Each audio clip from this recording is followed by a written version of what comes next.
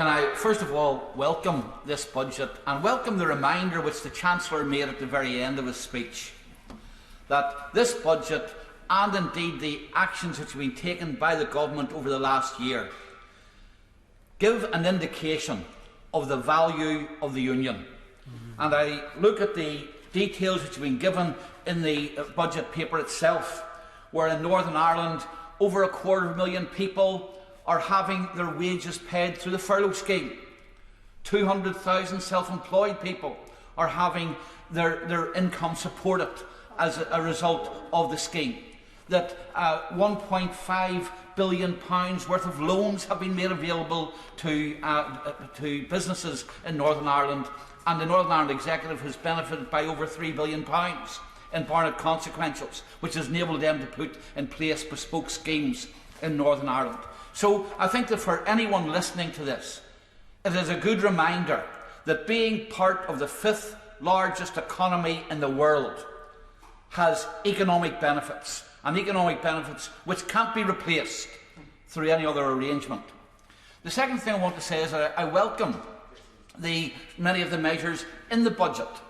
It's a difficult time for the Chancellor to make the budget, and I'm glad to see that many of the things which we as a party had written to the Chancellor and spoken to the Chancellor about have been reflected in the budget. The hospitality industry, which is very important in Northern Ireland, lobbied heavily for the VAT, 5% VAT to be maintained, and I'm glad to see that that is being maintained, albeit not for the whole year. I represent a rural constituency, and many of my constituents were concerned about the increase in fuel duty and the impact that would have on their cost of living. And I'm glad to see that again that has still been frozen. Many businesses looking at their overheads wanted to ensure that they weren't going to be subject to rates again, and the business rates relief has been important there. However, there are many challenges, and the Chancellor was up front about this. Many challenges as to how we pay off the debt. And he made it quite clear there were going to be some painful choices to be made. And I think that the budget papers themselves just illustrate how painful some of those choices are going to be. For example, when it comes to the freezing of the thresholds for income tax. Over the next 5 years, the amount of money taken from people across the United Kingdom in income tax is going to go up by 25%. Now, some of that will be as a result of the 3% increase in employment, but much of it will be through a stealth increase as thresholds are not moved up, inflationary increases in wages happen, and people pay more. Like the last speaker, I am worried about the impact on the corporation tax increases. While the Chancellor has indicated that they'll not come in immediately, nevertheless, over the period that we have the figures for, corporation tax is going to increase, according to the figures, by 100%, 112%, the corporation tax take. Now that will, I believe, have an impact on investment, though the allowances which have been granted hopefully will ensure that some of that corporation or some of the profits will be ploughed back. I'll give way, yes. Of course, the fact that when you put up corporation tax like that, it doesn't deliver the arithmetic outcome. You actually get less back, and it suppresses your business as well at the same time. You know, we have had promises made that we'll become the Singapore of Europe. If we're going to become the Singapore of Europe, then it is important that we become a most attractive place for investment. And I believe that low corporation taxes are one of the ways of doing that.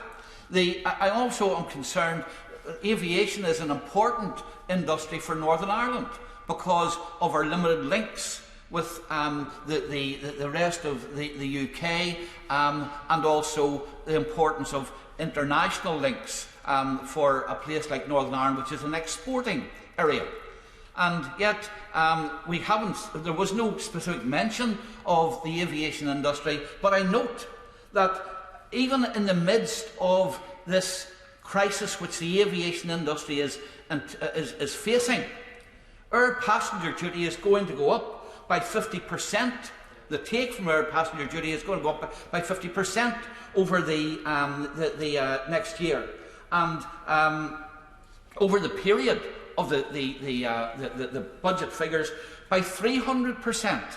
Now, again, I think that if the Chancellor is really aware of the difficulties being faced by the aviation industry, he does need to look again at the whole area of air passenger duty and how we improve connectivity and how we improve and sustain and support that industry, which has been one of the hardest hit after hospitality by the coronavirus restrictions. The other point that I want to make in conclusion, Madam Deputy Speaker, is that there are opportunities for tax increases, and indeed with opportunities for tax increases which will not actually hurt businesses and hurt individuals in the United Kingdom. As a result of Brexit, we do now have the opportunity to tackle those people who have been avoiding taxes wholesale. And I'm thinking of the Amazons and the Googles who use the Irish Republic as a place where they can locate, take all their profits to, load all their costs into the GB and to the United Kingdom, and then avoid our taxes.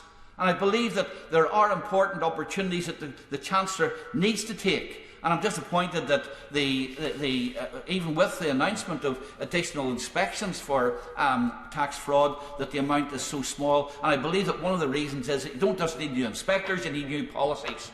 And we should be getting on with that. But all in all, I think that for many people in Northern Ireland, they will recognise as a good budget for the Union, a good budget for individuals, and a good budget for recovery.